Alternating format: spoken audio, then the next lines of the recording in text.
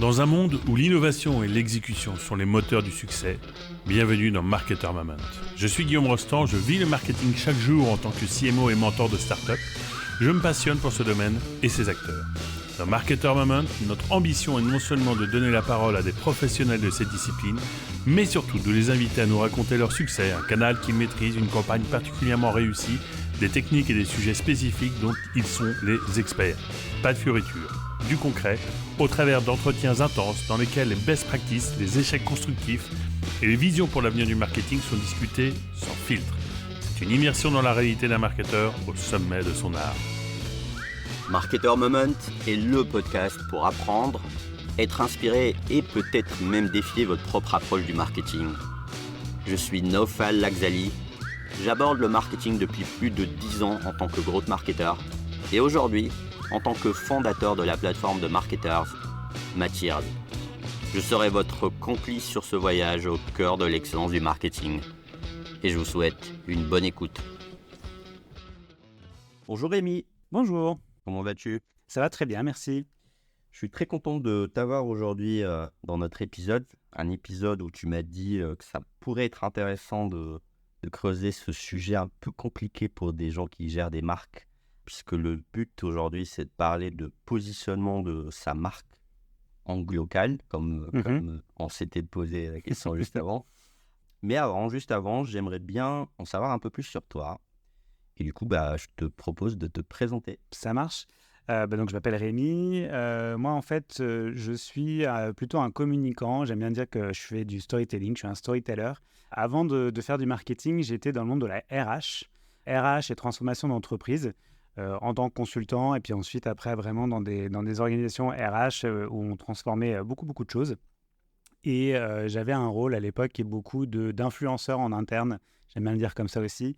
En fait, on avait un gros projet, on voulait changer beaucoup de choses dans une boîte assez traditionnelle qui s'appelle Bureau Veritas, une boîte globale avec son siège social en France, mais une boîte quand même avec, à l'époque, je crois, 75 000 salariés dans plus d'une centaine de pays.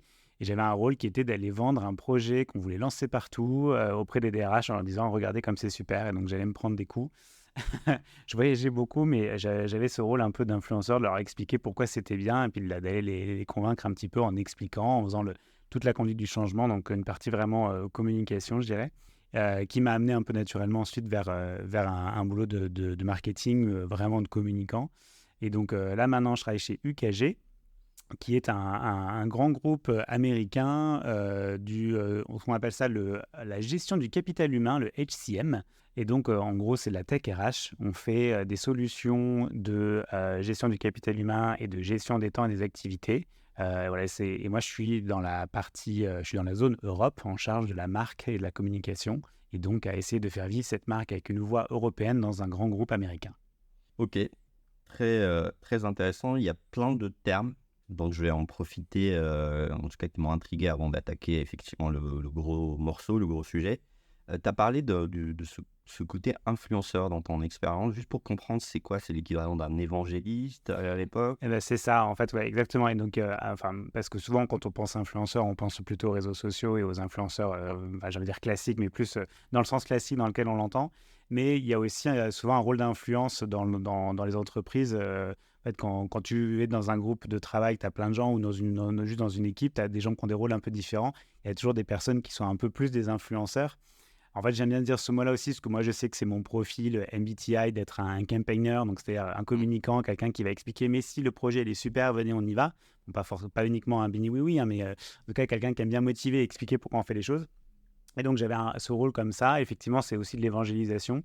Donc, d'expliquer pourquoi on fait le projet, d'expliquer les bénéfices qu'on va avoir, être aussi transparent sur les risques, et puis d'aller toucher un peu de l'émotion auprès des gens pour qu'au final, ils soient plutôt prêts à te suivre sur le projet. Et évangélisation, je pense d'ailleurs, tu as raison, c'est plutôt le bon mot, parce que c'est par cette voie-là, moi, que je suis rentré dans le marketing. Parce que quand j'ai rejoint UKG, qui s'appelait PeopleDoc à l'époque, je pense qu'on reviendra peut-être un peu là-dessus après, en fait, moi, j'étais un ancien client de la boîte. Et donc, j'avais mis en place la solution, je la trouvais géniale, j'ai pu raconter mon histoire plein de fois en expliquant ce que j'avais pu faire, quel était le ROI que j'avais eu sur le projet, les risques, les avantages, enfin voilà, tout ça. Donc, tous les commerciaux, évidemment, Ils aimaient bien m'avoir avec eux quand ils avaient des DRH dans la salle pour dire ah, écoutez, lui, il l'a fait, il vous ment pas, il va vous raconter son histoire. Donc, il y a vraiment un rôle d'évangélisation. D'évangélisation, je dirais, en direct auprès de prospects plutôt chauds, et puis aussi d'évangélisation en interne pour expliquer en fait comment adapter le discours commercial dans un premier temps et ensuite marketing dans un deuxième temps pour que ça parle justement mieux à l'audience, que ce soit adapté à l'audience qu'on voulait cibler, qui était le monde des ressources humaines du coup à l'époque. Ok. Du coup, pour revenir à aujourd'hui, ton rôle chez UKG, c'est gérer une brand, une marque, dans une zone spécifique. C'est ça. J'imagine que ça a apporté de challenge, surtout que juste avant, tu m'as précisé qu'effectivement, c'est une boîte aujourd'hui américaine. C'est une boîte qui a été, en tout cas, qui avant était PeopleDoc, qui s'appelait PeopleDoc. Aujourd'hui, c'est une entreprise américaine. Donc, évidemment, la première question qui me vient à l'esprit, avant peut-être d'aller plus vers des contextes plus spécifiques, comment c'est de travailler dans une boîte qui est américaine? C'est très particulier. Il y a des bons côtés et des mauvais côtés, évidemment. Les bons côtés, souvent d'être dans un groupe américain, quand même, c'est qu'il y a de l'argent et qu'on peut quand même faire des choses. C'est vrai que si je compare un peu les différentes tactiques marketing qu'on a aujourd'hui comparé à ce qu'on faisait à l'époque PeopleDoc, évidemment, on a beaucoup plus de moyens. Donc, on a moyen de pouvoir s'amuser et de faire beaucoup plus de choses. Après, quand tu es dans une boîte américaine et notamment sur des sujets comme les miens, donc sur la stratégie de contenu, sur la marque, tu peux être parfois dans un carcan qui vient des États-Unis, une approche très top-down dans beaucoup d'organisations américaines où le siège définit, met en place énormément de choses et puis après, on est là pour exécuter, mettre en place localement. Et ça, moi, c'est un peu un combat que je mène régulièrement, que je pense avoir un petit peu gagné maintenant, mais d'expliquer que c'est pas si simple que ça. En réalité, il faut toujours s'adapter aux différentes zones dans lesquelles on est. Pourquoi ? Parce que premièrement, on est sur des marchés qui sont différents. Ça paraît tout bête, mais c'est vrai que souvent, il y a cette première étape un peu de réflexion qui me manque quand je vois certains plans qui nous viennent des États-Unis. C'est que, en fait, on vend pas, par exemple, on vend pas les mêmes produits dans toutes nos régions. Donc, la façon dont on va parfois mettre en avant une certaine campagne, un certain sujet, parce que ça colle bien pour un produit, va pas marcher tout simplement parce que moi, je vends pas ce produit-là sur ma région. Donc, de toute façon, il y a toujours besoin d'adapter. Donc, ça, à la rigueur, c'est des choses un peu simples à comprendre. Ce qui est un peu plus compliqué à expliquer, ou en tout cas à faire comprendre par des personnes qui ne sont pas européennes, c'est que l'Europe, c'est compliqué. En fait, l'Europe, on est dans une région où c'est pas si grand que ça, mais il y a énormément de différences. Alors, tu prends un avion, tu prends le train pendant 2 heures, tu es dans un autre pays où tu as des gens qui parlent une autre langue et qui ont des habitudes alimentaires différentes. Donc, en fait, sur un territoire assez petit, c'est très différent. Quand j'explique ça, évidemment, à des collègues américains, vu la taille des États-Unis, ils te disent, mais nous, on communique de la même façon, que ce soit à la Californie ou New York. Il y a des différences en vrai aussi en fonction des différents États américains, mais moins fortes, évidemment, beaucoup moins marquées que des différences culturelles basées sur toute une histoire que tu vas retrouver dans une région comme l'Europe. Et donc, cette approche, parfois, effectivement américaine, très top-down, de on fait comme ça et vous déroulez, elle ne marche pas. Et donc, ça rend aussi les choses intéressantes. Ok, et du coup, ça rend les choses intéressantes et challengeantes. Et du coup, j'imagine que, par exemple, pour un sujet du style gérer sa marque, la créer, la repositionner, la positionner tout court, je pense que tu es assez challengé dans ton quotidien. Donc, pour un peu attaquer le sujet, moi, j'aimerais bien un peu déjà qu'on définisse un peu la logique de ce que c'est qu'un local ou ce qui est un peu, on va appeler ça, le côté région peut-être versus local. Déjà, c'est quoi la différence d'un point de vue marketing, d'un point de vue brand, avant peut-être d'aller vers le use case UKG? Donc, est-ce qu'il y a une distinction d'un point de vue déroulement marketing à ce niveau-là? Alors, sur la marque, déjà, je pense que ça dépend un peu de ce que ça dépend quand même de ce que tu vends. Je pense qu'il y a des marques qui sont des marques globales et ça marche partout. Si on est plutôt, si tu regardes du B2C, tu regardes Nike, Ils n'ont pas besoin de faire énormément de choses différentes. D'ailleurs, je pense qu'ils le font, ceci dit, quand même un peu. Mais globalement, le message qui est « Allez, vas-y, sors, mets tes baskets, va faire du sport fonctionne, je pense, à peu près partout. Sur un métier B2B, je pense que ça va être un peu différent parce qu'on a des habitudes d'achat qui ne sont pas forcément les mêmes. On va avoir tout simplement des acheteurs qui ne sont pas les mêmes, des cycles de vente qui ne vont pas du tout être les mêmes. Donc, en fait, la façon dont tu te positionnes avec ta marque, ça va être un peu différent. Après, je pense que ça dépend ce que tu appelles la marque. C'est-à-dire que si on se réduit juste à la marque dans le sens ton nom, ton logo pardon, et ta tagline, ton slogan, je pense qu'on peut travailler là-dessus. Moi, en réalité, c'est ce que je fais aujourd'hui. On a fait quelque chose qui est global. UKG, c'est une marque globale, c'est une marque américaine. J'ai réussi à l'adapter quand même sur ma région. Mais c'est plutôt l'histoire, c'est ce que tu racontes en fait autour, où là, tu as besoin d'adapter, tout simplement parce que l'audience, les gens que tu vas toucher vont pas être les mêmes. Et en fait, surtout ce qui se passe dans beaucoup de boîtes qui s'ouvrent à l'international, de toute façon, ton marché, il n'est pas à la même maturité partout. Ta marque, c'est un élément qui est commun partout et c'est bien, il faut quand même avoir une marque qui est homogène dans toutes tes régions. Mais les gens et ton audience en face, elle est très différente. C'est-à-dire que moi, je parle de ma boîte, UKG, présente depuis très longtemps aux États-Unis. Par contre, on change de marque en Europe, ça change complètement la donne. Si tu ouvres un nouveau marché demain, tu ouvres un nouveau pays, tu ne peux pas communiquer exactement de la même façon sur ton marché local où tout le monde te connaît et ton nouveau marché où de toute façon, tu dois devoir faire énormément de notoriété. Donc, en gros, la différence, c'est plutôt, je dirais, ton marché, la maturité de ton marché, faire que tu vas devoir dépenser plus ou moins en notoriété et donc sur ta marque. Donc ça, c'est plus pour la partie marque. Et sur la partie un peu plus globale marketing, et moi, en fait, j'ai toujours tendance à mettre les deux ensemble. Je ne me dis pas que la marque, c'est quelque chose d'un côté et la stratégie de contenu marketing, c'est autre chose. Tout va ensemble parce qu'en réalité, oui, ta marque, tout ce que tu vas faire, tes pubs sur YouTube, sur LinkedIn, sur Google, ton logo, tout ça, oui, c'est hyper important. Mais une grosse partie de ta marque et de la personnalité de ton organisation, c'est aussi toute ta stratégie de contenu, c'est ce que tu vas mettre sur ton site web, ce que tu vas pousser comme livre blanc sur ton blog, la façon aussi dont potentiellement ton service client va parler aux clients, la façon dont des commerciaux vont parler aux prospects, donc c'est vraiment un tout. Et là, c'est là où ta marque, elle peut être un peu différente. Parce que, encore une fois, tes marchés, ils sont différents, tes audiences, elles sont différentes.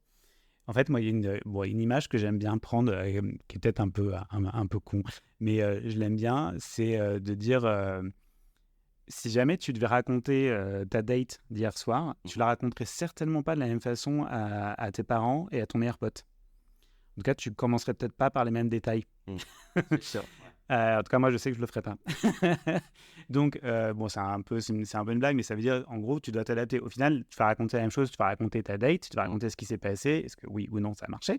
Et puis, voilà, mais tu vas pas donner les mêmes détails. Et surtout, ton audience en face se pose pas forcément la même question.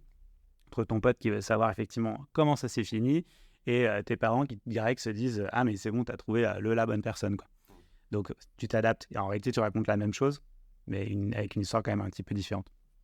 Intéressant. Alors, j'ai un sujet que tu as cité, en tout cas un terme que tu as cité, c'est la maturité. Là, je rajoute l'adaptabilité, en tout cas de l'adapter. Revenons un peu à la maturité. J'ai l'impression que c'est plus un truc B2B, ça. En tout cas, de mon impression, peut-être j'ai tort, tu me diras. Quand tu dis maturité, c'est que quand tu arrives avec ta brand, ta marque, avec tout ton marketing sur un nouveau pays, tu vois un peu, évidemment, des fois qu'un pays est plus mature que d'autres sur la thématique que tu adresses. D'ailleurs, c'est un sujet qu'on avait abordé dans un précédent épisode avec Patrice de Partout, l'ancien CMO de Partout. Toi, comment déjà tu arrives à détecter ça d'un point de vue marketing? Est-ce qu'on te remonte l'information? Est-ce que c'est d'autres départements? Est-ce que toi, tu le constates dans ta phase d'approche initiale? Donc ça, c'est un. Et deux, en fait, comment tu t'adaptes à ça? Comment tu arrives à réaligner, à aligner un peu ta brand d'un point de vue, rentrant un peu concrètement, opérationnel, pour essayer de t'adapter, donc en revenant à l'adaptabilité, à cette maturité. Donc c'est deux niveaux de la question, la détection et l'exécution face à ce manque de maturité, en tout cas. Alors, je dirais la détection, en fait, c'est peut-être finalement le truc le plus simple. Ok. Alors, soit, enfin, tu vas avoir des cas, on va dire vraiment plus simples dans le style, tu es une boîte purement française, tu es en train d'ouvrir l'Allemagne. De toute façon, tu as un pays où on te connaît, ta marque est déjà positionnée, et un autre où tu dois te faire connaître. Donc, tu vas pas du tout parler des mêmes choses. Donc, ta marque, évidemment, tu vas devoir, enfin, l'histoire autour de ta marque reste la même, mais l'histoire autour de ta marque va être un peu différente. Dans mon exemple, c'est quoi? J'ouvrais l'Allemagne. Du coup, en Allemagne, je vais faire beaucoup de notoriété. Je veux mettre mon logo partout. Je vais être très visible. Je veux qu'on voit mes couleurs. Je veux qu'on voit ma tagline. Je veux qu'on comprenne ce que je fais. En gros, genre, c'est quoi cette boîte qui vient d'être créée? Qu'est-ce qu'ils font? Alors que si je suis plus en France, sur mon marché qui est mature, où j'ai déjà des clients, ce que je veux, c'est en fonction de mes objectifs marketing et commerciaux que je me suis donné. Est-ce que je suis en train de faire de l'upsell? Est-ce que je suis en train de lancer un nouveau produit? Est-ce que je veux continuer à grossir? Donc voilà, donc tu vas adapter un peu en fonction de ça. Et ça dépend aussi, après, moi, ce que j'ai vécu aussi, c'est une histoire de fusion-acquisition. Et donc, nous, les niveaux de maturité différents qu'on avait, qu'on a en fait d'ailleurs encore aujourd'hui, c'est que en fait, il y avait deux grandes sociétés qu'on mergeait. Une qui était un spécialiste d'un outil de digitalisation RH, un outil vraiment fait pour les RH, facile à mettre en place, vraiment en mode SaaS, en vrai, assez facile à vendre. Et une autre solution qui est de la gestion des temps, où en fait, ça, c'est très complexe. Ça demande d'avoir vraiment une énorme expertise. Et en fait, nous, moi aujourd'hui, j'ai des marchés comme le UK et les Pays-Bas où on est très fort, très connu sur la partie gestion des temps, planification. Et la France et l'Allemagne, on est très bon sur l'autre partie. Or, moi, ce que je veux, c'est vendre les deux. C'est ça notre positionnement, c'est on vend nos deux solutions. On a réfléchi à notre histoire, en fait, à expliquer pourquoi tout ça, ça fonctionne bien ensemble. Donc, j'ai deux pays qui sont pas matures, qui sont la France et l'Allemagne, où j'étais habitué à leur parler de sujets plus RH, de sujets plus un peu soft, de digitalisation, et on targetait aussi beaucoup plus des boîtes, on va dire, je mélange toujours de col blanc, alors que là, maintenant, on target des cols bleus. C'est-à-dire tout ce qui est gestion des temps, planification, tu es dans le monde de l'industrie, le monde du commerce, du retail, de la logistique, en fait, les entreprises dans lesquelles les personnes badge font la gestion des temps et sont payées à l'heure, et où tu vas gérer ça de très près. Deux mondes quand même très différents. Donc là, en fait, nous, notre question est-ce que la maturité, elle est là ou pas, elle était assez facile à voir. Donc, c'était pas, donc mon premier exemple, c'est t'ouvres un marché, donc forcément, tu n'es pas mature. Là, un deuxième exemple, c'est on veut lancer un produit, mais en fait, il n'existe pas sur ce marché. Donc, en réalité, voilà, la maturité, tu peux l'évaluer comme ça. Après, je pense que de façon plus indirecte, tu peux, en regardant tes résultats, différents résultats marketing de tes différentes campagnes, notamment digitales, voir ce qui prend, ce qui ne prend pas. Et tu vois bien, quand tu fais des campagnes purement de notoriété, si ça marche plus sur un pays que sur un autre, ça donne une indication. Donc ça, je pense que la partie vraiment évaluer la maturité de ton marché, souvent quand même on le sait, puis ça dépend un peu de la stratégie de la boîte. Après, la question, c'est comment tu l'adaptes. Donc évidemment, c'est la question un peu plus compliquée. Je pense que l'élément important, en fait, c'est de faire... pour moi, c'est assez proche de quand tu lances un plan de marque, même pour une toute nouvelle boîte que tu vas faire. Il faut revenir un peu à des fondamentaux. C'est quoi ma stratégie? Qu'est-ce que j'essaye de faire? Qu'est-ce que j'essaye de vendre? C'est qui mon audience? Tu vas revenir sur tes personas, notamment. Donc là, je ne sais pas si mon exemple il était clair, mais sur l'exemple du UKG, en gros, on a changé de persona. C'est-à-dire, pour la France et l'Allemagne, où avant, on vendait à des DRH, on vendait à des talent managers, des gens qui vont faire du recrutement, par exemple. Et là, maintenant, on va parler plutôt à des profils de Chief Operating Officer, de patron d'usine, de responsable planification, des mondes qui ne se parlent pas, même dans les entreprises. D'ailleurs, ça, c'est nous, ce qu'on voit au quotidien, c'est ce que voient nos SDR au téléphone. Tu demandes aux opérationnels, vous connaissez le DRH, ils ne connaissent pas, le DRH ne connaît pas les opérationnels. Donc, c'est assez intéressant. Donc, deux mondes un peu différents. Donc, tu repars sur ça aussi. Tu te dis, en fait, c'est qui mes personas? Est-ce qu'ils ont évolué? Revoir aussi ta plateforme de marque, c'est-à-dire, en gros, c'est ton identité de marque. Donc, ce que je mets, moi, derrière l'identité de marque, c'est quoi ta mission? C'est quoi tes valeurs? Et j'oublie toujours le dernier, ta mission, tes valeurs et ta personnalité. Donc, en gros, comment tu veux que ta marque, elle soit perçue. Ok. Et voilà. Donc, en fait, la réponse, elle est peut-être un peu bateau, mais c'est même si tu fais un repositionnement de marque, en fait, tu le gères comme si tu relançais une marque. Il faut se reposer toutes ces questions-là. Constamment. Ouais. Mais du coup, par exemple, je donne un exemple comme ça, on se met en situation. On te dit, ouais, il faut faire un spot vidéo, on va dire commercial, pour la région. Donc, tu Mhm. vas aller à fond. Mhm. Tu as des instructions du siège américain. Il dit, ouais, il faut faire un spot européen. On va investir à fond, mais sur un seul.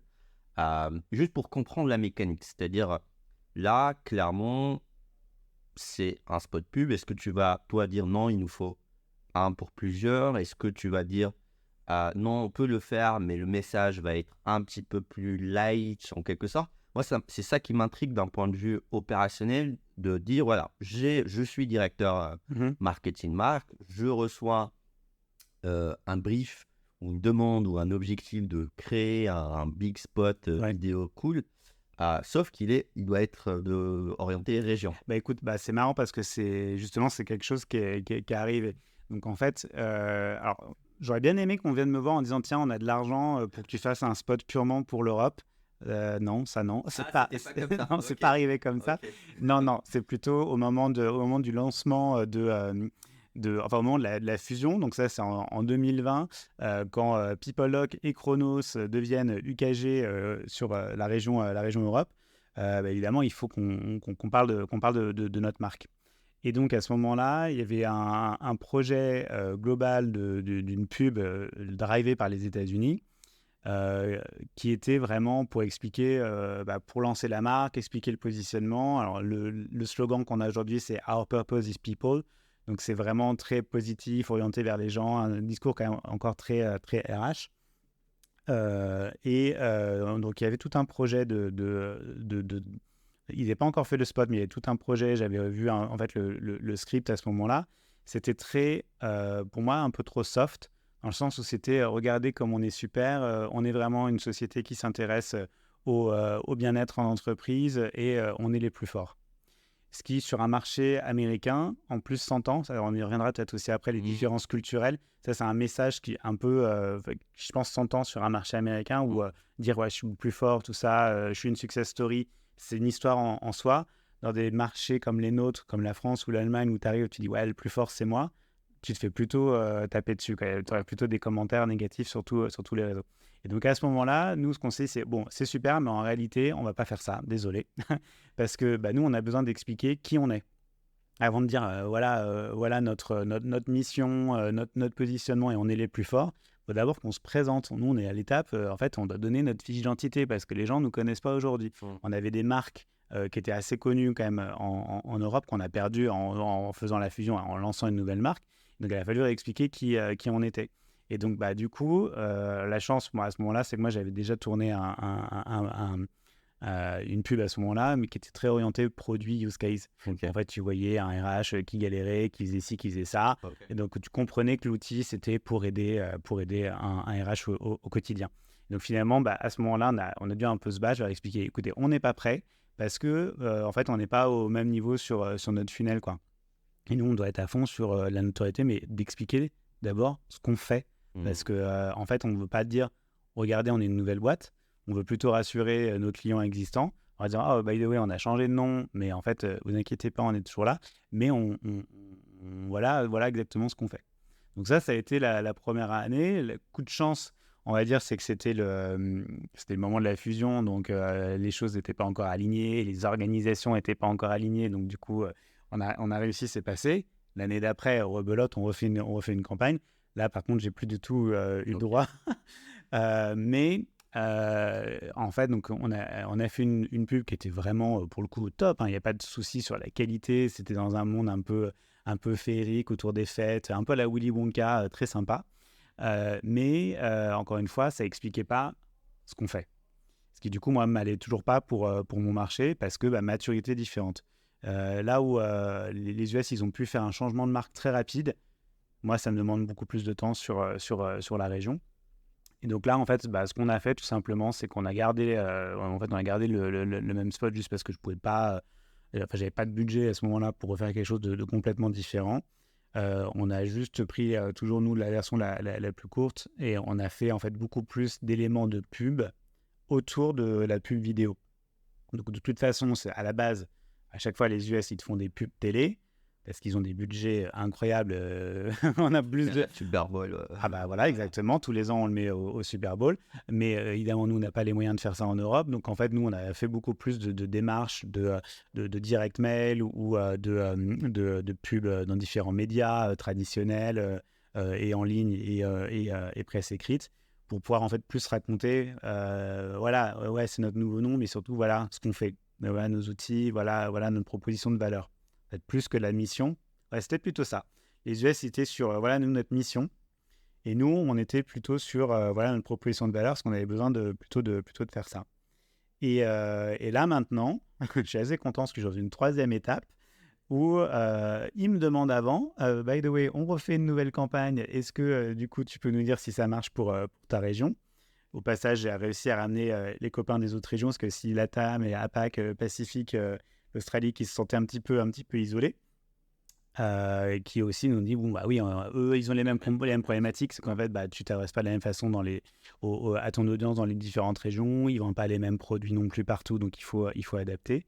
Et du coup, on a réussi à les influencer, à faire une pub cette année qui est vraiment top, où il y a un sujet qui est global, mais on parle plus de qui on est. Et donc, du coup, ça permet de fonctionner pour tout le monde. Et on a un peu tuned down, enfin réduit le côté regardez comme on est super. Et donc, en fait, ça, je pense qu'on viendra plus sur ça aussi. C'est pour moi les grosses différences dans la marque ou dans ta stratégie de contenu quand tu veux faire quelque chose à l'international, c'est que tu as des tone of voice différents. Tu parles différemment d'un pays à un autre. Et ça a été vraiment un message à faire passer. Et en fait, là où on a réussi à atterrir maintenant, et moi j'en suis plutôt content, c'est que sur une même pub, au final, là je vais utiliser, je suis en train de la lancer là, en train d'utiliser la même pub partout, enfin la pub américaine dans mes pays aussi en Europe.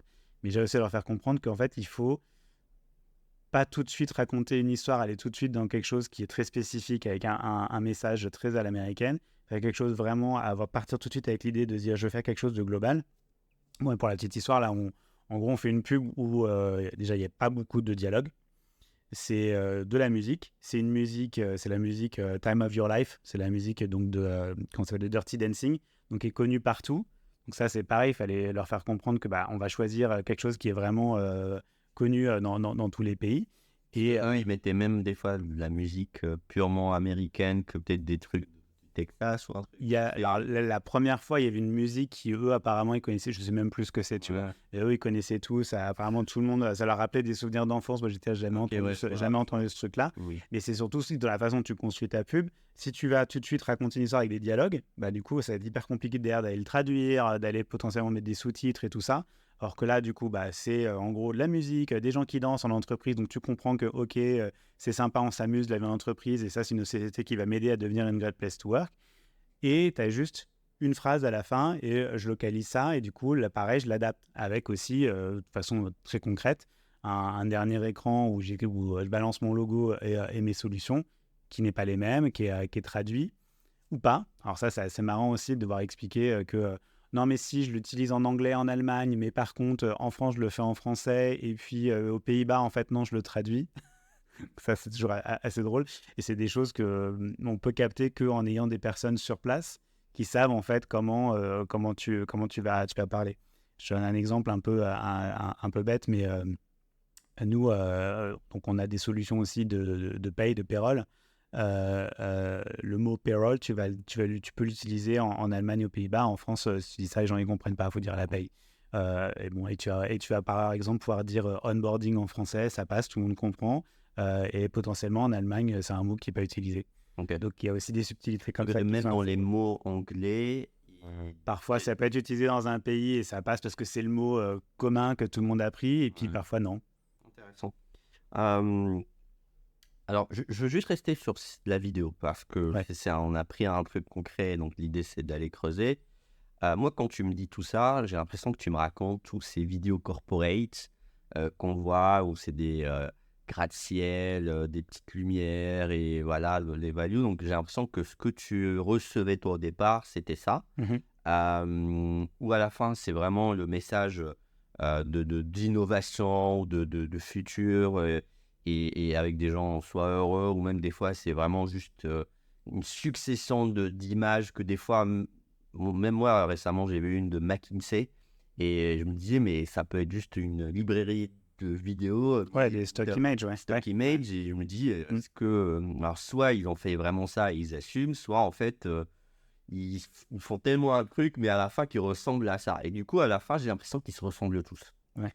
Et je voulais t'amener sur cet autre sujet, c'est que j'ai l'impression qu'à partir d'un moment où la boîte elle est un peu mondiale ou locale, ou en tout cas qu'elle cherche à être locale, à la fin, quand la vidéo sort, ça reste, on juge la vidéo, peu importe ce que tu vas me dire. Mm. Et le problème un peu pervers, si on veut dire, c'est que si je t'allonge ou je t'aligne plusieurs vidéos qui sont de la même dynamique, tu vas avoir peut-être des difficultés à distinguer. Donc ma question, elle est là, c'est plus on veut monter et essayer de englober plusieurs pays ou avoir un big tone of voice en brand, plus j'ai l'impression des fois c'est compliqué de donner un message fort, et ça revient à ce que tu disais, c'est-à-dire que toi, non, ton message, il doit être fort en ce moment sur ça, parce que les gens ne te connaissent pas ou autre. Et donc, en fait, je me pose la question suivante, c'est comment on pourrait faire ou font aujourd'hui des boîtes qui commencent à être sur plusieurs pays. Néanmoins, ils sortent une vidéo et ils se disent est-ce qu'il y a un procédé pour un peu. Je sais pas, moi je réfléchis, je me dis pourquoi par exemple ils font pas un truc du style ils créent une sorte de vidéo template et après chaque entité la duplique pour passer son vrai message à elle et que ça soit construit différemment. Et pour éviter ce côté, parce qu'ils ont droit, les Américains aussi, d'avoir leur truc. Donc, je me pose cette question, c'est est-ce que, du coup, les Américains, ils effacent le message pour le rendre beaucoup plus global et du coup, ils parlent plus aux Américains? Voilà, donc c'est plein de questions comme ça. Je me dis, est-ce qu'il n'y a pas une meilleure manière? Est-ce que tu vois pas chose qui se fait ailleurs? C'est une très bonne question, je pense assez compliquée en fait, parce que, en fait, sur spécifiquement la vidéo, c'est compliqué. Après, sur d'autres supports, ça va être beaucoup plus facile, quoi, avec d'autres canaux et d'autres types de contenus. Sur la vidéo, c'est compliqué. Mais finalement, tu vois, par rapport à ce que tu disais tout à l'heure sur les vidéos corporate avec des stock images qui se ressemblent tous, ouais, c'est vrai qu'en plus, souvent, les boîtes américaines, elles aiment bien quand même faire ça. Et ceci dit, du stock image, c'est pas mal. Parce qu'avec la même vidéo, tu me changes un truc avec un landscape où tu vois que derrière c'est Londres et dans l'autre tu vois que c'est New York, bah, mine de rien c'est rien, mais ça te permet de donner une touche quand même un peu plus locale.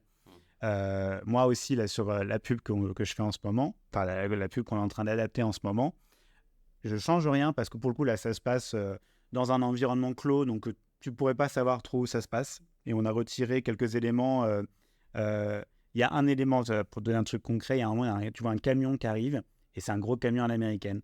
Moi, un des trucs que je dis, c'est, bon, en fait, ça, je vois tout de suite que c'est pas européen. Bon, et ben, du coup, c'est pas grave, on a retiré ce plan-là.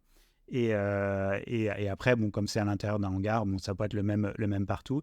Et j'ai juste changé la voix à la fin avec un accent UK, alors que ma truc, elle est quand même, ma pub, elle est en anglais, donc, mais c'est de l'anglais américain. Donc, j'ai quand même fait l'effort de faire ça. Et puis, un français, un allemand, quelqu'un, qu'est-ce qui manque? Et les Pays-Bas.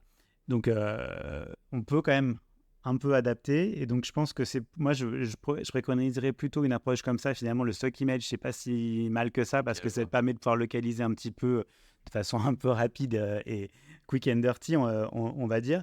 Une approche par template, comme tu disais, ouais, je trouve ça super comme principe. En fait, je pense que quand même, ça génère énormément de coûts parce que du coup, c'est vrai que derrière, tu vas devoir refaire quand même la même vidéo plusieurs fois, remonter des trucs. Peut-être aussi, si tu fais une vraie pub avec des vrais gens, quoi, tu tournes vraiment une pub, bah, du coup, peut-être tu dois refaire des plans. Donc, voir, ça veut dire que ça te demande énormément de préparation avant. Donc, je pense que c'est un peu compliqué. Donc ça, mais c'est vraiment pour la vidéo, dans le sens, je te fais une pub traditionnelle filmée avec des acteurs. Après, si tu pars sur de l'animation, tu pars sur d'autres supports, ouais, une approche par template, c'est complètement... D'après, parce que j'ai pris la vidéo juste pour vraiment bloquer sur ce canal, ou en tout cas ce format-là, pour voir un peu comment ça se matérialise. Clairement, ces sujets de réadaptation de la brand en fonction. Maintenant, allons plus loin dans le côté il y a d'autres formats, il y a Mmh. d'autres voies de communication. Tu as parlé tout à l'heure de l'email. J'imagine que vous utilisez beaucoup de choses dans le contenu. Mmh. Là, j'ai l'impression que t'as plus la main. Ouais, complètement, ouais. Et Ouais. donc, je veux bien comprendre aujourd'hui ta vision de ce repositionnement de la marque. Comment tu le fais à travers le contenu, tout type de contenu confondu sur différents pays. Ouais. Alors du coup, il y a un peu 2 grands éléments, derrière. Le premier, c'est que, on crée aussi du contenu spécifiquement européen. Donc, on va pas forcément reprendre tout ce qui vient des États-Unis pour l'adapter. Certaines fois, on le fait, mais on va créer aussi beaucoup de fois nos propres contenus. Et en fait, moi, ce que j'ai réussi aujourd'hui à mettre en place, c'est une approche où on fait en fait, aujourd'hui, en Europe, on doit avoir, je dirais 70% du contenu qu'on utilise qui est du contenu global européen, cross-européen, on va dire. C'est-à-dire du contenu qui est fait par mon équipe au niveau Europe, qui ensuite est localisé, traduit, mis à disposition des différentes équipes en local, qui ensuite exécutent en utilisant tous ces éléments-là. Et ensuite, le reste, les 30%, ça va être vraiment du pur local. Du pur local, ça va être par exemple, il y a une nouvelle loi qui est tombée en Allemagne et donc qui nous intéresse à fond parce que ça vient exactement taper un des pain points de notre audience. Ben là, on va faire du contenu spécifique pour ça. C'est quelque chose, c'est de la législation allemande. Ça a fonctionné qu'en Allemagne. Tout le reste, on fait des campagnes européennes et en fait, on les localise, on les adapte. Et la façon dont on le fait, c'est que parfois, c'est juste quelques petits éléments. Donc, je te donne un exemple concret. Il n'y a pas longtemps, en fait, on a fait une enquête sur un sujet dont je me souviens plus. Mais bref, on a fait une enquête. Bon, c'était en gros des questions sur le bien-être au travail, quoi. Ok. Et en fait, cette enquête, on l'a fait globale. C'est-à-dire qu'on a posé des questions à des Français, à des Allemands, à des Néerlandais, à des Anglais. Et en fait, ça, c'est pour moi le meilleur truc, c'est d'avoir déjà de base du contenu où tu as un peu une histoire différente que tu vas pouvoir y raconter. Mais au final, comment ça s'est traduit? On a fait plusieurs assets grâce à cette survey. On a fait un e-book, on a fait des blog posts, on a fait des infographies pour pouvoir être utilisés à différents moments du funnel. Et d'ailleurs, à des moments différents dans les différentes régions. On pourra revenir sur ça après. Mais ce qui est chouette avec ça, c'est qu'en fait, on a fait par exemple une infographie qui est la même partout, sauf tu as des encarts qui vont être un petit peu différents. Okay. Donc en gros, c'est pareil, tu traduis. Ça, la traduction, moi, je le fais faire par une agence externe et ensuite on vérifie en interne que c'est bon par rapport à notre tone of voice. Mais je vais, par exemple, mettre un chiffre spécifique pour l'Allemagne et la même chose, mais le chiffre spécifique pour la France sur ma version France, en rajoutant des petits drapeaux, des trucs comme ça à droite à gauche. Ça, c'est tout bête. Bon, ça demande du temps. Ça veut dire avoir 4 versions. Parce que là, moi, j'ai 4 régions, enfin 4 pays, donc ça fait 4 versions du même asset. Mais en fait, tu le fais en même temps que tu es en train de traduire ton contenu, en fait. Et juste des petites choses comme ça marche bien. Après, tu peux aller aussi dans une étape encore un peu différente. Et ça, on ne le fait pas systématiquement. Donc, ça va vraiment dépendre de la campagne qu'on fait, des objectifs qu'on se donne évidemment, et si c'est vraiment un asset hyper important parce que c'est notre campagne principale, on va aller même encore plus loin. Et on va parfois, donc tu as la même base de travail, mais le résultat final est pas le même. Concrètement, sur cette enquête qu'on a fait, le e-book, on savait que c'était quelque chose qu'on voulait beaucoup, c'est un contenu qu'on allait beaucoup utiliser. Parce qu'on a été plutôt successful sur nos campagnes digitales sur les e-books récemment. Et donc, par contre, on sait que c'est différent d'un pays à l'autre. Et donc, la façon dont on l'a fait, c'est l'Allemagne, tu commences avec tous tes paramètres où tu expliques comment tu as fait ton enquête. Donc, en fait, j'ai interrogé tant de personnes, j'ai posé tant de questions, j'ai fait ci, j'ai fait ça. Regardez comme je suis super sérieux, j'ai une méthodo. En gros, ce qu'on pourrait sortir comme recommandation, c'est ça. Là, je le présente comme ça. La version UK, je commence plutôt par la fin. C'est en fait, si tu veux être la meilleure boîte dans le monde, tu fais ça. Et by the way, en fait, on te dit ça parce qu'on a fait une enquête. Donc, une façon, en fait, de présenter les mêmes éléments qui est pas la même. Tu pars finalement d'une base qui est la même. Hein, c'est les mêmes chiffres, c'est la même copie que nous a fait notre copywriter pour faire le e-book. Mais quand on l'a traduit, qu'on l'a localisé, en fait, on a changé un peu le sens. Et ça, c'est typique.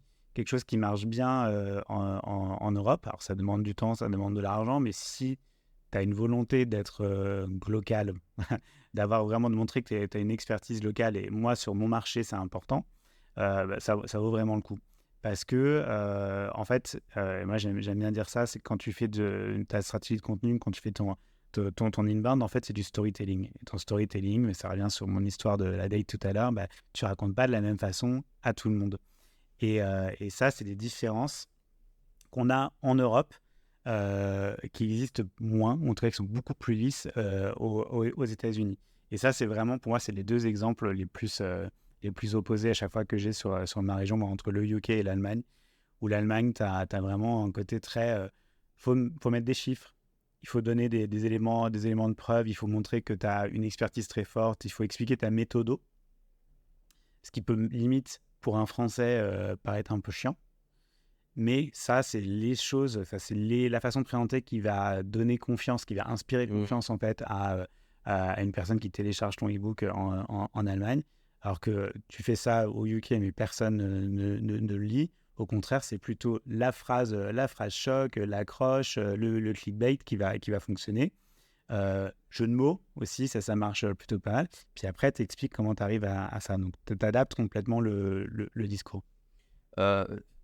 D'un point de vue ressources et équipe, parce que du coup, je ressens que ça engage pas mal de travail. Tu parles de traduction, tu parles d'adaptation.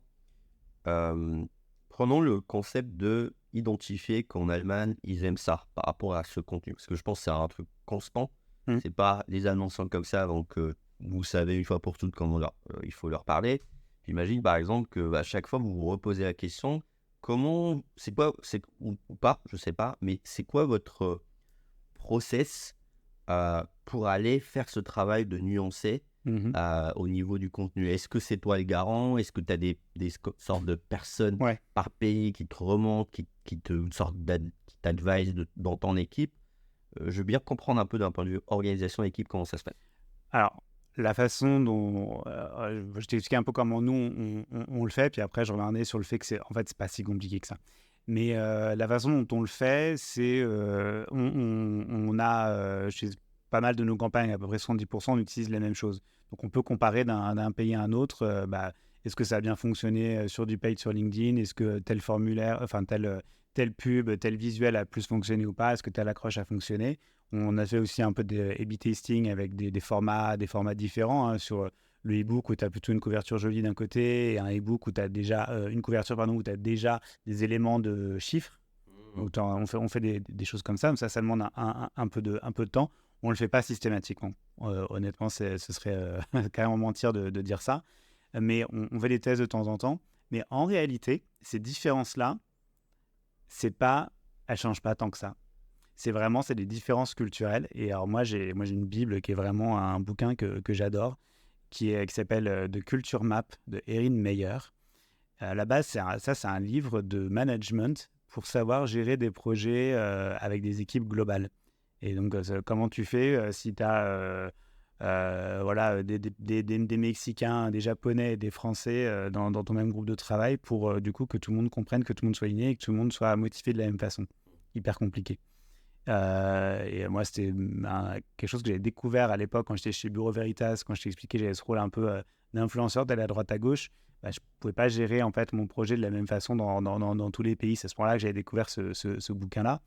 Et en fait, moi, ce bouquin, il m'aide énormément pour le storytelling. Parce qu'en fait, il faut revenir il ne faut pas forcément compliquer les choses, même c'est juste qu'on a des préférences culturelles. Alors, ce qu'on dit à chaque fois, c'est oui, on est tous différents. Oui, ok. En France, on va tous avoir des personnalités différentes. Ok, certes, c'est vrai. Mais on a quand même tous une culture partagée du fait de l'école, juste du monde dans lequel on est, des médias qu'on écoute. Voilà. Donc, il y a quand même des éléments culturels qui sont là. Quelles que soient tes origines, quel que soit si tu es un Français depuis 15 générations ou une, on a de toute façon des éléments communs. Et en fait, donc dans ce livre-là, elle analyse tout ça de façon assez pertinente et finalement assez simple. Et il y a un élément, moi, que j'aime bien, c'est la langue. C'est la langue qu'on parle qui impacte énormément. Et elle va classer un peu les cultures et les langues en fonction des langues qui sont high context et low context. C'est juste un axe qu'elle a, mais je trouve que c'est un peu parlant. Une langue qui est très low context, c'est notamment l'anglais américain. Où en fait, je veux être sûr que tu comprennes exactement ce que je suis en train de te dire. Donc, je vais être super clair. Et on le sait souvent, on dit tout le temps, les Américains, ils sont super forts pour faire des présentations, ils sont super clairs. Pourquoi ? Parce qu'en fait, ils simplifient énormément. Pour être sûr de te faire comprendre, tu simplifies. Donc, tu dis, voilà, le projet, c'est ça, l'étape 1, c'est ça, l'étape 2, c'est 3. Avec un discours, voilà, parfois très volontaire, très clair, parfois infantilisant, mais en tout cas, on comprend. Ça, c'est culturellement pourquoi ? Parce qu'aux États-Unis, c'est rempli de personnes qui viennent de partout et qui, la plupart, en fait, parlent pas forcément l'anglais de base. Et donc, du coup, quand tu veux être sûr de te faire comprendre, tu simplifies, tu es très clair. Ça, c'est low context. Ça, c'est low context. Ok. Et high context, ça veut dire, en fonction du contexte, on se comprend bien.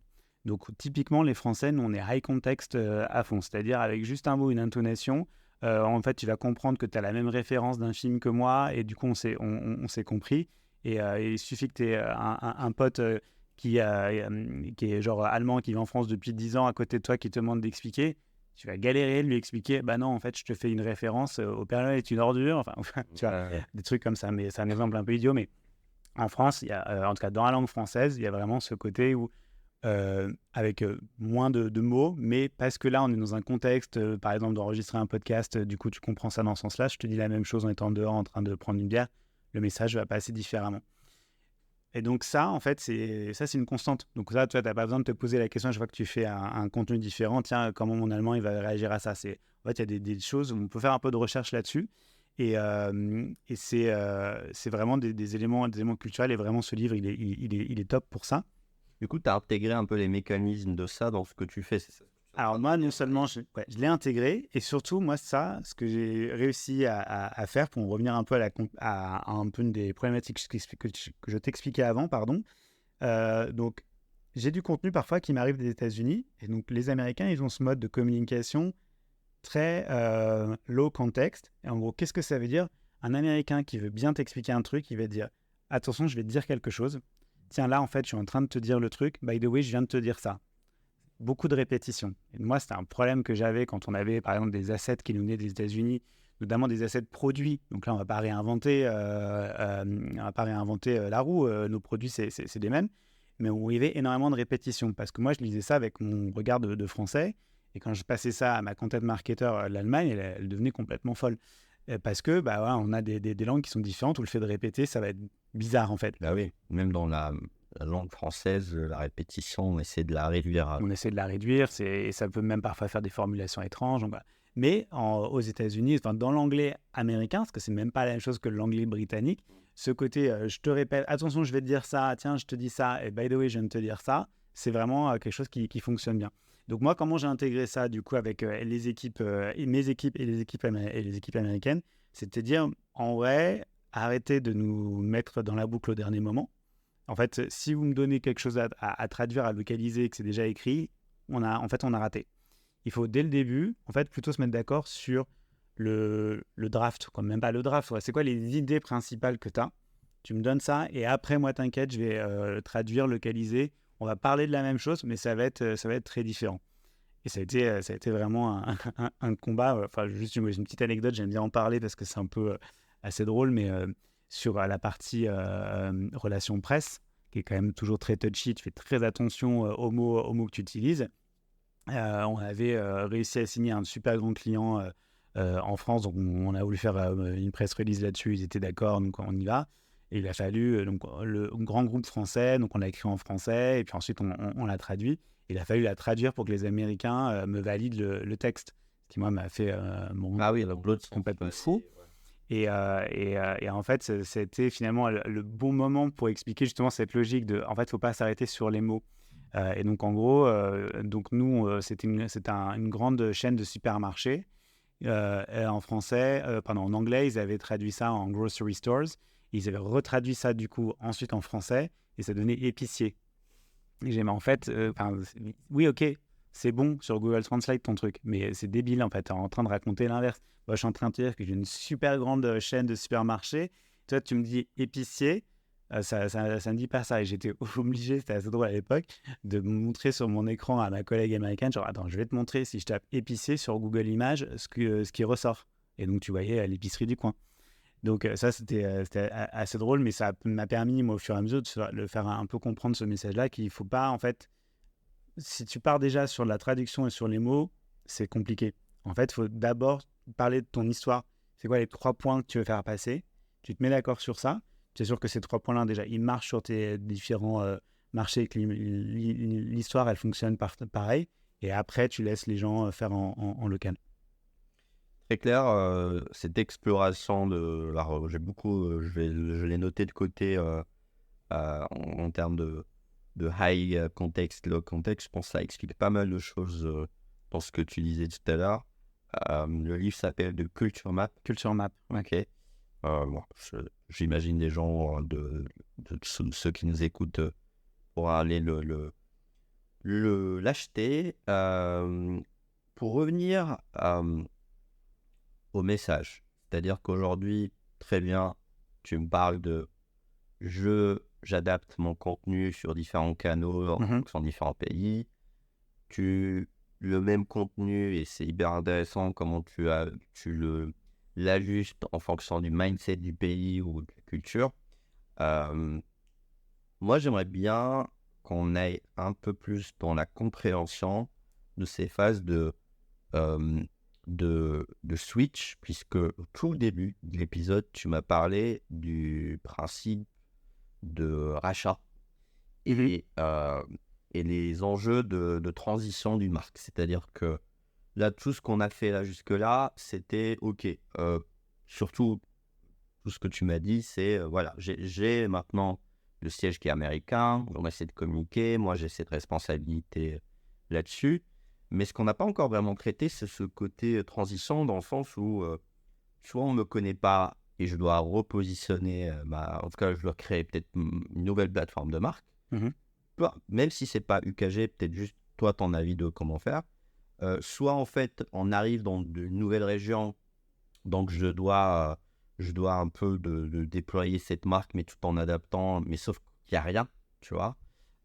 Ou soit j'ai l'impression qu'il y a d'autres use cases du style, donc c'est la première dont tu m'as parlé, c'est voilà, il y a une fusion, un merge, et là du coup on est complètement en train de se repositionner, ou parce qu'il y a peut-être des fois d'autres contraintes, d'autres nouveautés, peut-être une sortie de produit, nouveau produit, et j'ai l'impression que c'est 2 exercices différents, le côté créer, positionner versus annuler un peu ce qu'il y avait avant, parce que des fois tu as des choses qui sont inscrites dans la tête des gens. Donc, juste avant l'épisode, on parlait de cet exemple de Lévian, où d'un coup, en fait, il y a une image déjà existante et et on envoie le même message, sauf qu'en fait, on se rend compte que ça ne marche pas et on le repositionne.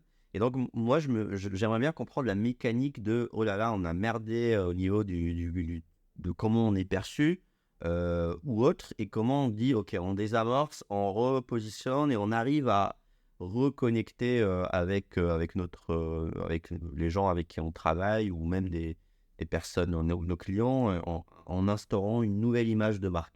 J'ai l'impression que c'est un exercice beaucoup plus compliqué vu qu'on annule et on replace. Oui, ouais, je pense que tu as raison. C'est plus compliqué. Après, je crois que c'est ce que je disais un peu tout à l'heure, c'est la méthode, c'est un peu la même.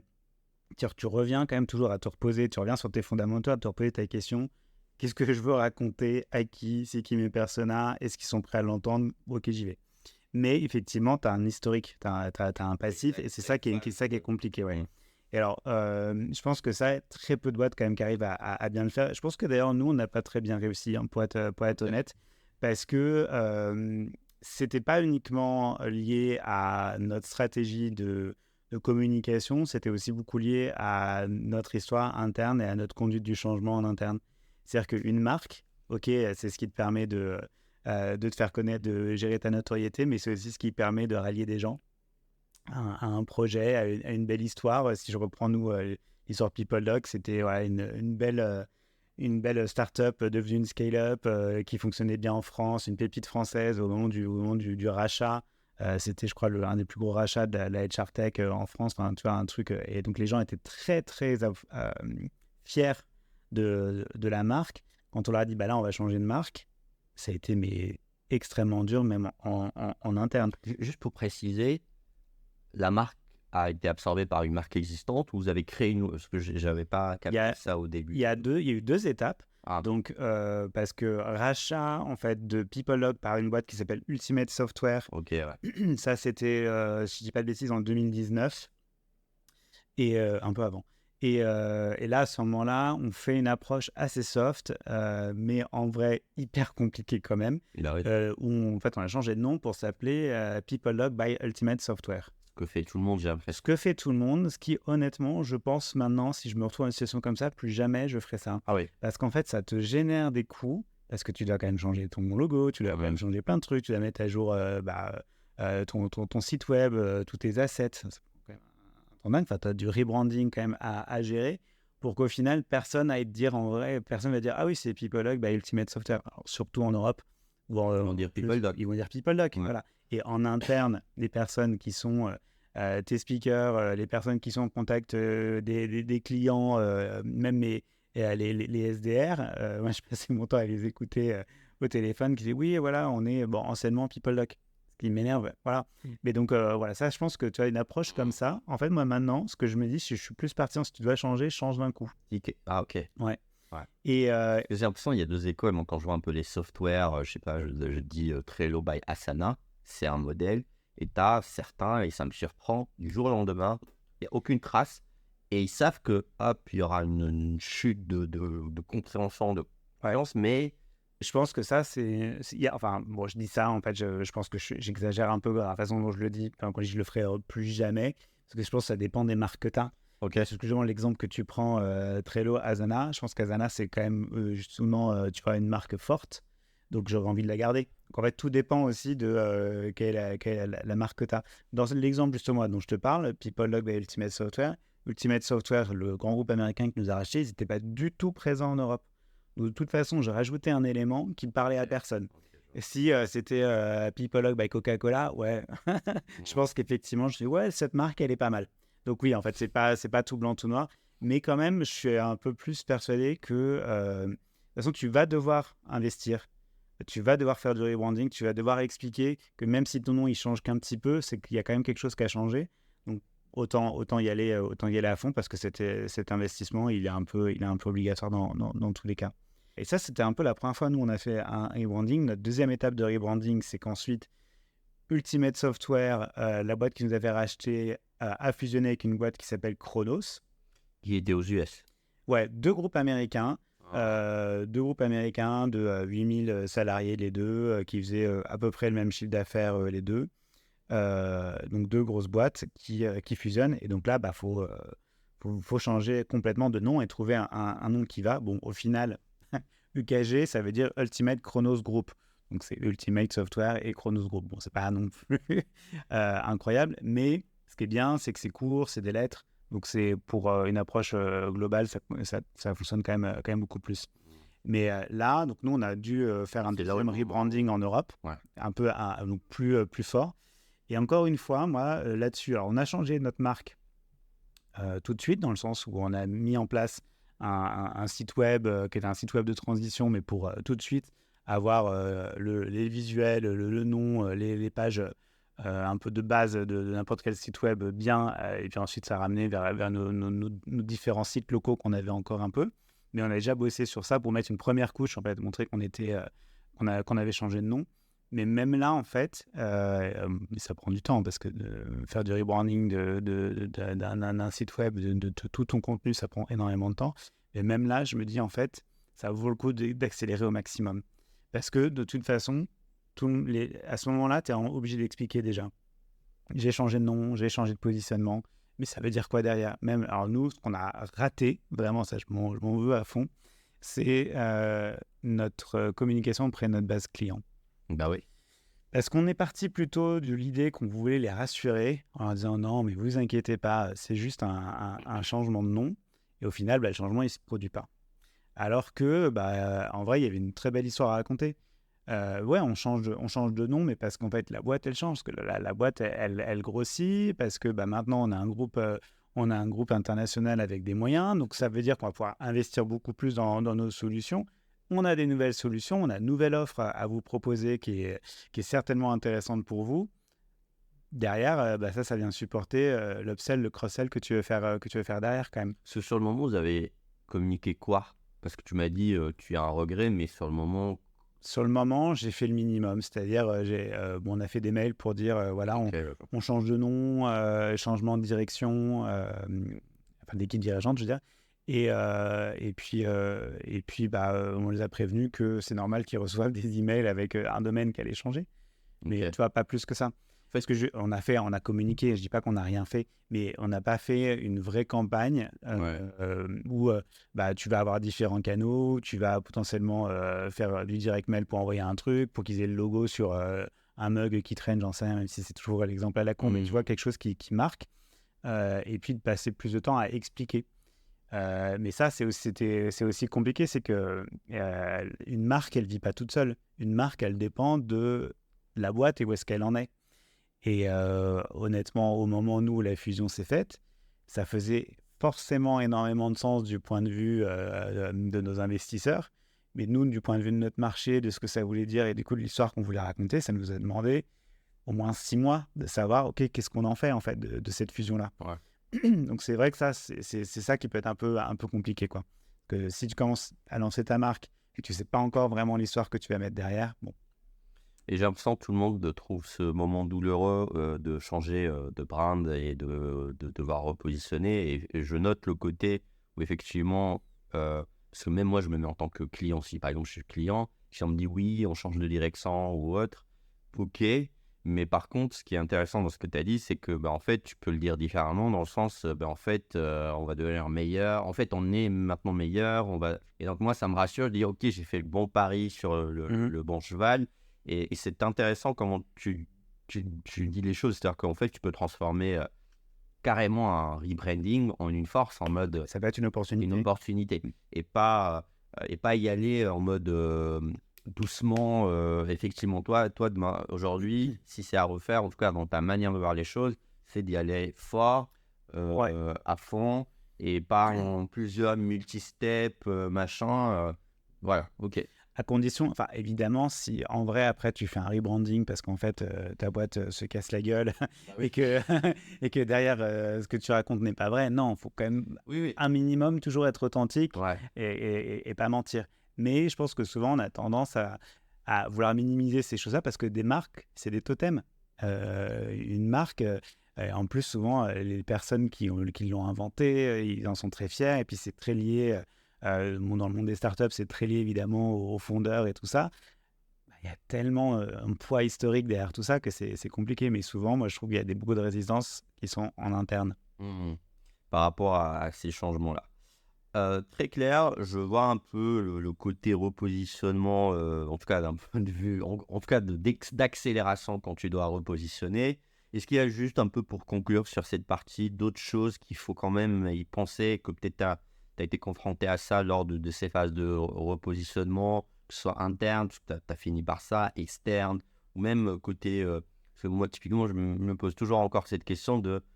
Et tous ces prospects qui... parce que quand tu repositionnes, si je prends sur un moment T, il y a cette phase de repositionnement. Ok, la base, ils connaissent, tu les as, mais tu as toute une partie d'un pipe qui, sur le moment, peut vraiment être complètement perdu.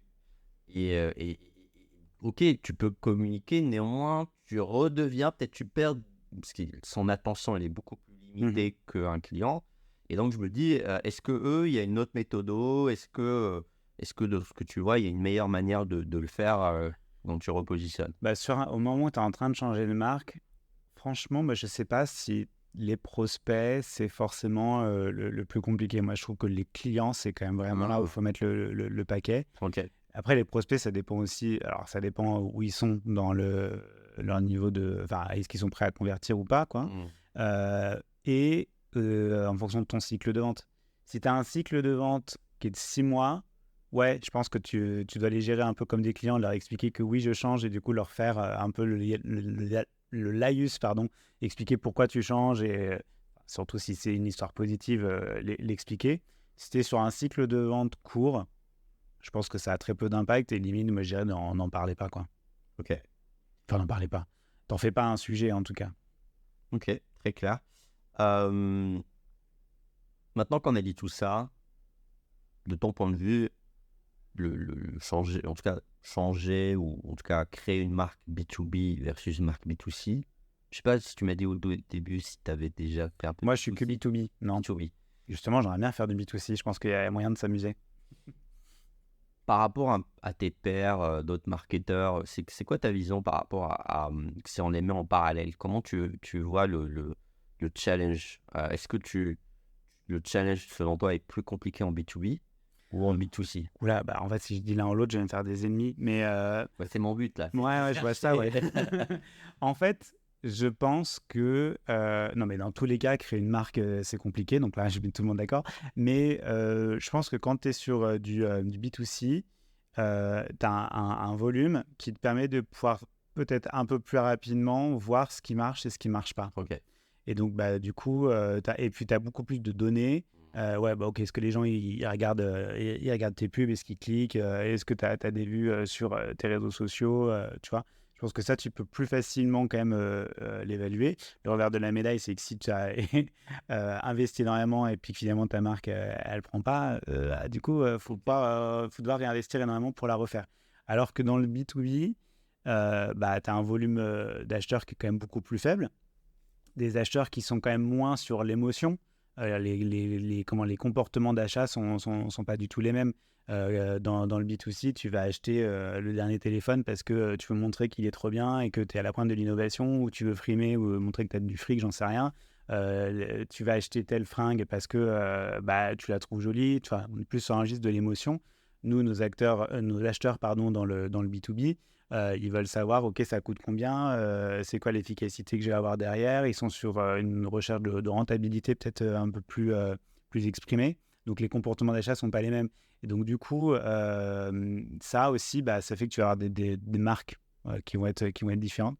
Mais bon, là où je veux en venir, en tout cas, c'est que du coup, tu as moins d'émotions qui va être exprimée ou facile à comprendre dans la décision, enfin pas dans la décision, mais dans l'engagement que des prospects B2B vont avoir avec une marque. Donc ça prend beaucoup plus de temps de capter ça. Donc j'ai l'impression on peut plus s'amuser sur du B2C en tout cas. Ok. Je pense que c'est plus, allez, je vais le dire, c'est plus compliqué dans le B2B dans le sens où c'est plus lent et parce que tu as moins d'infos. Ok. Donc c'est moins évident de savoir si tu n'es pas en train de te planter. Ok, très clair.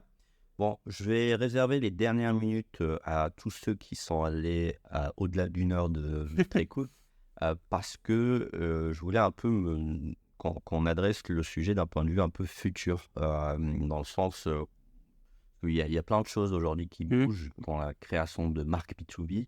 Je voulais avoir un peu ta vision parce que je vais te donner un peu le résultat d'un échange que j'ai eu récemment et qui vient confirmer plein d'autres, qui confirme un peu aujourd'hui ce qu'on fait en tant que même contenu podcast. C'est que on me dit souvent ces derniers mois que bah, les prochaines brands vont se construire en mode média, c'est-à-dire que plein de boîtes devront devenir leurs propres médias.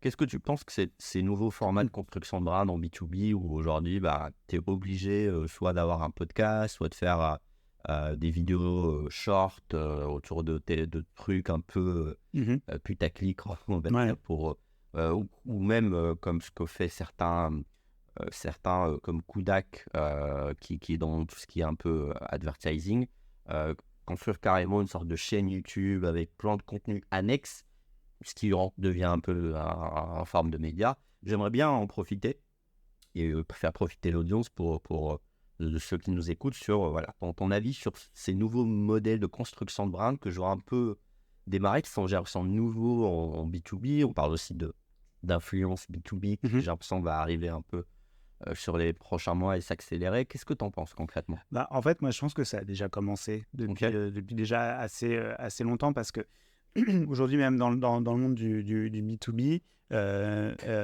principalement par là, moi, je pense beaucoup à la tech. Mais dans la tech aujourd'hui, c'est quand même ta stratégie de contenu qui va avoir énormément d'impact sur la qualité de tes campagnes marketing. Donc, en fait, je pense que ça a déjà commencé. En fait, moi, j'aime bien toujours un peu poser cette question-là. Enfin, je vais te le dire différemment. Parce que moi, j'ai souvent ce débat-là avec des commerciaux qui vont me dire, mais pourquoi est-ce qu'on parle de ce truc-là? On va parler un peu de... On se positionne comme un média ou comme un cabinet de conseil qui connaît les tendances RH et tout ça, alors qu'on n'est pas en train de parler de nos produits. Et donc, à chaque fois, moi, je leur demande, mais pourquoi, vous savez pourquoi on a un site web, en fait? Et la réponse, c'est toujours, bah oui, pour avoir des leads, pour que les gens y remplissent des formulaires et tout ça. Non, en fait, à la base, on a un site web parce qu'on veut apporter des réponses aux questions que nos clients ils se posent. Parce que, en fait, c'est très rare. Je ne sais pas, toi, quand tu achètes une voiture, est-ce que tu vas aller rechercher, tiens, où est-ce que je peux compléter le formulaire pour pouvoir acheter cette voiture-là? Non, tu vas aller mettre des mots-clés qui vont être associés à l'acte d'achat que tu vas faire. Et en fait, dans le B2B, c'est quand même la même chose aussi. Les gens, ils ont des pain points, ils ont des problèmes, ils veulent résoudre ces problématiques-là. Et donc, c'est comme ça, en fait, que tu les intéresses. Et je disais, moi, la marque et le contenu, c'est un tout pour moi. Donc, du coup, ça a déjà quand même beaucoup commencé dans beaucoup d'entreprises. La plupart des boîtes de tech aujourd'hui ont des stratégies d'inbound marketing de contenu très, très fort là-dessus. Donc, je pense que ça va continuer. Et ça va surtout s'accélérer encore plus avec, quand tu as rien que les usages des réseaux sociaux aujourd'hui, avant même de penser à l'avenir, où tu es sur du contenu très court, de la vidéo, du collaboratif. Et pour en revenir du coup à ta question sur la marque en tant que telle, je pense que même les marques, à mon avis, elles vont avoir un cycle de vie beaucoup plus court. Ah oui. Et en aller sur des marques qui vont être des marques qui se créent pour des communautés, parce qu'à un moment donné, à un endroit donné, ça a du sens.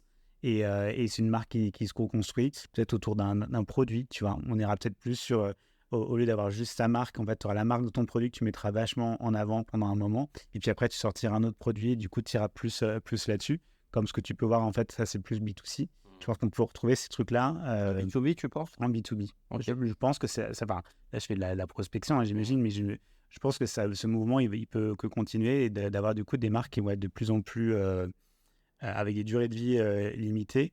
On a quand même des exemples de grosses boîtes qui ferment leurs portes et donc tu as de la place pour de nouveaux arrivants aussi, tu vois. Donc je pense que ça participe aussi à ça.